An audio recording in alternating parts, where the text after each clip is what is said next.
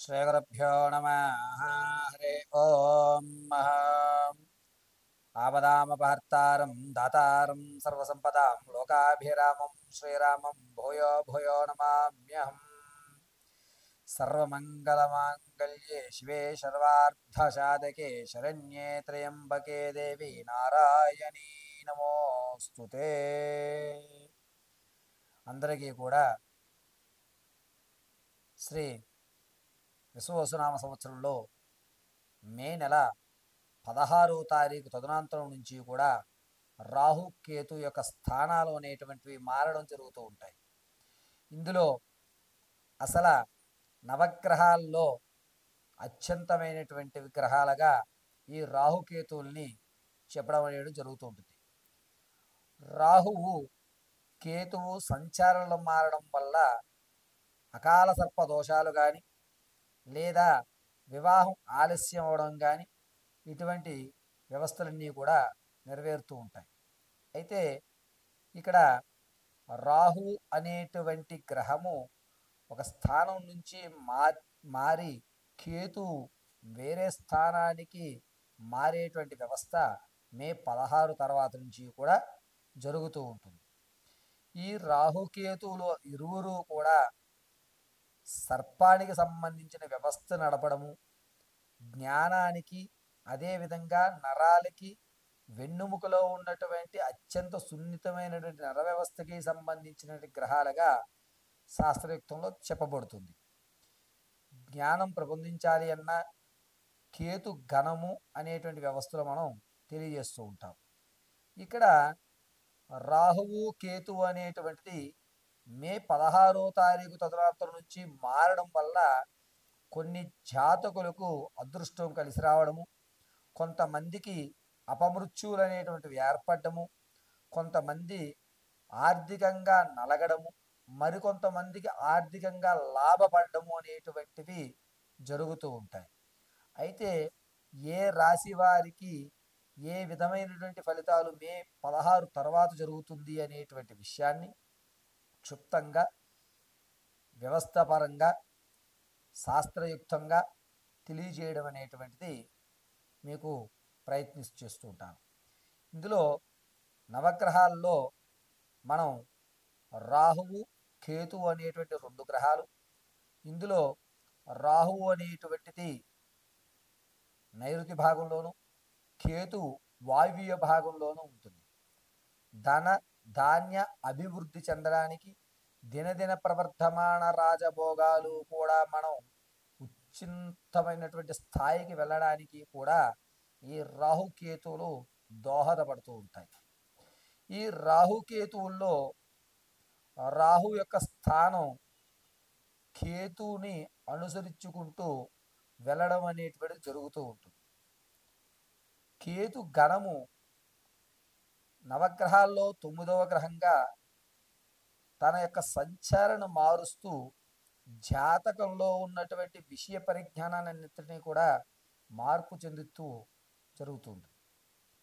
కేవలము కేతువు తన యొక్క స్థితిని మార్చడం వల్ల జరిగేటువంటి విపత్తులు ఏమిటి, ఈ మే నుంచి జూన్ వరకు కూడా వాతావరణంలో ఎటువంటి మార్పులు జరుగుతాయి అనేటువంటి విషయాన్ని ఇప్పుడు మనం కూలంకషంగా చక్కగా క్షుప్తంగా తెలుసుకునేటువంటి ప్రయత్నాలు చేద్దాం.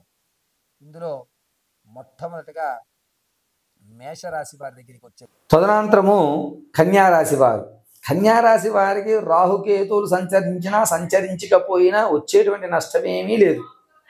గణపరమాణాల్లో వ్యవస్థలో చెప్పాలి అంటే కనుక ఈ రాహుకేతువులు అనేటువంటి వారు ఈ యొక్క కన్యారాశి వారిని ఇబ్బంది పెట్టేటువంటి అవకాశం ఏ కోసానా లేదు. ఇంతకు ముందు ఏ విధంగా అయితే మీ జాతక వ్యవస్థలు నడుస్తున్నాయి, ఇన్ని రోజులు ఎలాగైతే నడుస్తాయో అలాగే నడుస్తుంది. మార్పులు ఏవి జరిగేటువంటి అవకాశం లేదు.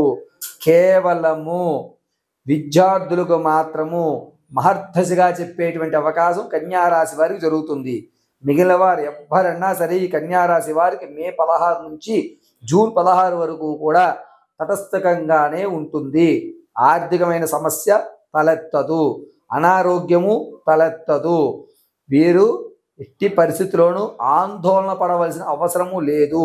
కన్యారాశి వారు ఉగాది తరుణాంతరం నుంచి కూడా ఒక నిర్ణయం తీసేసుకున్నారు. ఏమిటంటే జరిగేది జరుగుద్ది, భగవంతుడి నిర్ణయం, భగవంతుడి మీదే భారం వేశాను, కాలాన్ని ఎవరు మార్చగలుగుతారు, కర్మ సిద్ధాంతం ఇంతే అనేటువంటి కొన్ని పదాలని మీ బ్రెయిన్లో ఉగాది తర్వాత నుంచి మీరు ఫిక్స్ చేసేసుకున్నారు. కాబట్టి ఆ మాట ప్రకారంగానే నడుస్తుంది. కానీ కొంచెం వ్యవస్థలో ఈ యొక్క విద్యార్థులకు మాత్రం కలిసి వచ్చేటువంటి అవకాశం నడుస్తుంది.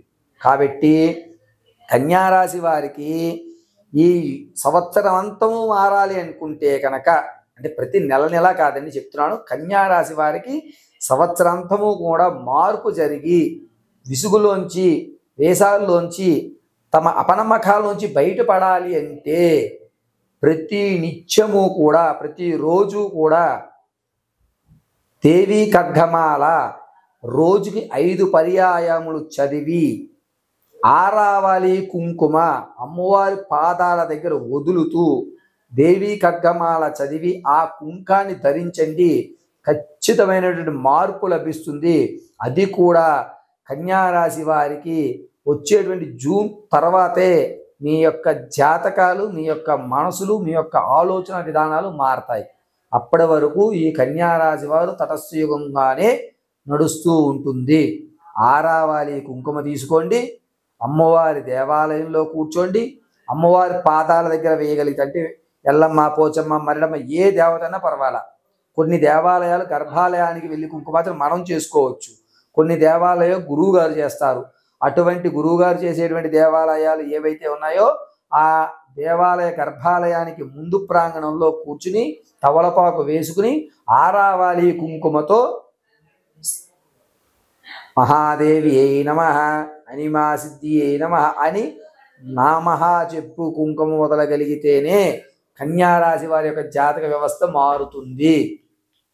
నెక్స్ట్ అండి, కేవలము నక్షత్రాలు తెలిసిన వారు మాత్రము, నక్షత్ర పాదములు రాశి తెలిసిన వారు మాత్రము బుట్టే సిద్ధాంతి గారు అనుసరించిన దాన్ని అనుసరించి నా మేధా సంపత్తును ఉపయోగించి నేను ఈ ఫలితాన్ని మీకు తెలియజేయడం జరిగింది. ప్రతి నెల కూడా ఇదే విధంగా రాశి సంచరణ అనేటువంటిది మారుతూ ఉంటుంది. ప్రతి నెల కూడా మన శరీరంలో ఏవైతే మార్పులు రోజు జరుగుతున్నాయో అదేవిధంగా జాతకం అనేటువంటిది ప్రతి నెల కూడా మారేటువంటి అవకాశాలు ఉంటాయి. కావున ప్రతి ఒక్కరూ కూడా వారి వారి యొక్క రాశి పరిజ్ఞానాన్ని అనుసరించుకుని మీకేదన్నా సందేహాలు ఉంటే నా ఫోన్ నెంబర్కి మీరు సంప్రదిస్తే నేను దానికి సమాధానం అనేటువంటి చెప్పడం జరుగుతుంది. ఇది కేవలము మే 16 నుంచి జూన్ 16 వరకు మాత్రం ఇచ్చినటువంటి జాతక పర్యంతం మాత్రమే. పరమేశ్వర అర్పణమస్తు.